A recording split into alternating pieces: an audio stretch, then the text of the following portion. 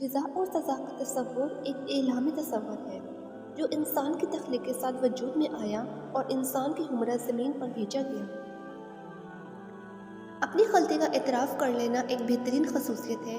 اس سے نفس میں عاجزی پروان چڑھتی ہے اور اس سے تکبر کمزور ہوتا ہے۔ صلاح الدین ایوبی سے منسوب ایک مشہور مقولہ ہے کہ جب حکمران اپنی جان کی حفاظت کو ترجیح دینے لگے تو وہ ملک و قوم کے آبرو کی حفاظت کے قابل نہیں رہتے۔ کتاب دینا حماقت ہے اور کتاب لے کر لٹانا اس سے بھی بڑی حماقت ہے۔ جس شخص میں فیاضی اور علم تکبر کے ساتھ ہو، اس سے یہ کہیں بہتر ہے کہ اس میں بخل اور جہل علم کے ساتھ ہو۔ عالم دانشمند وہی ہے جو حوادث روزگار سے ایسے ہی بے پرواہ ہو جیسے دریا اپنے میں کنکر پھینکے جانے سے ہوتا ہے۔ انسان کے جسم سے خون خارج کرنے کے لیے دو نشتر ہیں، جن میں پہلا نشتر مفلس کو دولت کثیر کی خواہش ہے اور دوسرا نشتر باوجود کمزوری کے دوسروں پر برہم ہے۔ دو افراد کو کمر میں پتھر باندھ کر دریا میں غرق کر دینا چاہیے، ایک تو ایسے دولت مند کو جو اپنی دولت میں مستحق لوگوں کو شریک نہ کرے، دوسرے ایسے مفلس کو جو باوجود افلاس کے خدا کی عبادت نہ کرے۔ غلاموں کی بے ادبی اس کے مالک کے حلم کی دلیل ہے۔ جو لوگ ہم سے پہلے تھے وہ ہمارے واسطے قابل اقتداء ہیں اور جو ہمارے بعد آئیں گے ہم ان کے واسطے عبرت ہیں۔ جو لوگ دولت دنیا کے طالب ہیں، اگر وہ زمانہ کی سختیاں نہ اٹھا سکیں تو پھر اپنے مقصد میں ناکامیاب ہونے کی شکایت نہ کریں۔ جس شے کا دینا تجویز کر لیا گیا ہو پھر اس کے دینے میں توقف کرنا غایت ترجیح کی بخیلی ہے۔ بہادری یہ ہے کہ کمزور ہونے کے باوجود دوسروں کو اپنی کمزوری کا احساس مت ہونے دیں۔ کامیابی کے حصول کے لیے ضروری ہے کہ کامیابی حاصل کرنے کا احساس دل میں زندہ رکھا جائے۔ شخصیت کی نشو و نما اس وقت رکتی ہے جب انسان اپنے آپ کو کامل سمجھتا ہے۔ کوشش تمہارا کام ہے اور نتیجہ نکالنا خدا کا کام ہے۔ شیخی انسان کے دل میں چپکے سے پیدا ہوتی ہے، اسے برباد کر دیتی ہے اور اسے پتہ بھی نہیں چلتا۔ تم جس کام کی ذمہ داری اٹھاؤ گے تمہارا ذہن اس کے لیے ہی کام کرے گا۔ باتیں اور صرف باتیں عمل کے پاؤں میں بھاری زنجیریں ہیں۔ انسان فیصلہ ایک لمحے میں کرتا ہے اور پھر اس فیصلے کا نتیجہ ساری عمر ساتھ رہتا ہے۔ بانٹنے سے خوشی اس طرح بڑھتی ہے جس طرح زمین میں بویا ہوا بیج فصل بنتا ہے۔ مصیبت میں آرام کی تلاش مصیبت کو ترقی دیتی ہے۔ کسی کو جاہل نہ سمجھو، ہر کسی سے کچھ نہ کچھ سیکھا جا سکتا ہے۔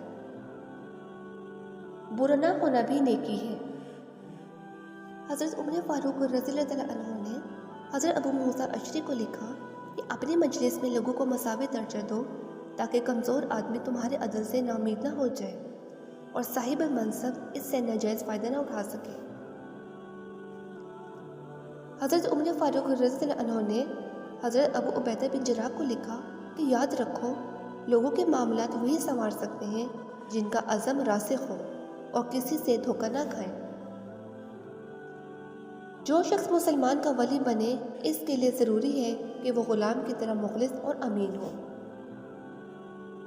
اپنا محاسبہ آپ کرو قبل اس کے کہ تمہارا محاسبہ کیا جائے۔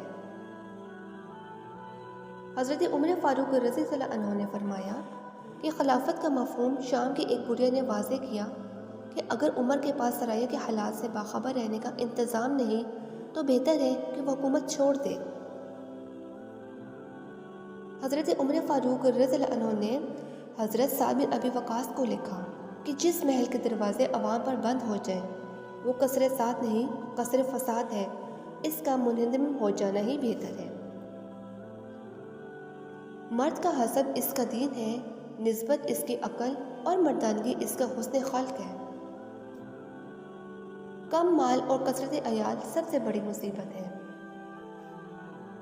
شیخ سعدی شرازی فرماتے ہیں ظالم آدمی بادشاہی نہیں کر سکتا، بالکل اسی طرح جس طرح بھیڑیے سے گلہ بندی نہیں ہو سکتی۔ وہ بادشاہ جس نے ظلم کی بنیاد رکھی ہو اس نے گویا اپنی حکومت کی بنیاد کھو ڈالی۔ جو بادشاہ کمزوروں پر ظلم و ستم روا رکھتا ہے تو مصیبت کے دن ان کا دوست بھی اس کا زبردست دشمن بن جاتا ہے۔ تو رعیہ کے ساتھ صلح کر اور دشمن کی طرف سے بے خبر ہو جا، کیونکہ انصاف کرنے والے بادشاہ کے لیے اس کی رعایا ہی فوج ہے۔ سردار بننا چاہتے ہو تو حرکت و عمل، جدوجہد کو اپنا معمول بناؤ۔ حکومت کے منصب کے لیے ایسا شخص سب سے زیادہ موزوں ہے کہ جب وہ اس منصب پر فائز نہ ہو تو قوم کا سردار نظر آئے، اور جب اس پر فائز ہو جائے تو انہی میں سے ایک فرد معلوم ہو۔ خلافت ایسی ہوتی تھی۔ عمر بن عبدالعزیز کے پاس زکوٰۃ کا مال آتا ہے، فرمانے لگے غریبوں میں تقسیم کر دو۔ بتلایا گیا اسلامی سلطنت میں کوئی بھی فقیر نہیں رہا، اللہ اکبر۔ فرمایا اسلامی لشکر تیار کرو۔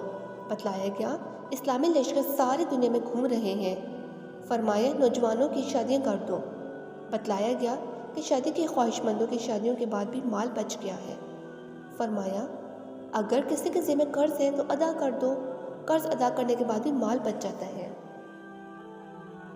فرمایا دیکھو یہودی اور عیسائیوں میں سے کسی پر قرض ہے تو وہ ادا کر دو، یہ کام بھی کر دیا گیا پھر بھی مال بچ جاتا ہے۔ فرمایا اہل علم کو مال دیا جائے، ان کو دیا گیا مال پھر بھی بچ جاتا ہے۔ فرمایا اس کی گندم خرید کر پہاڑوں کے اوپر ڈال دو کہ مسلم سلطنت میں کوئی پرندہ بھی بھوکا نہ رہے۔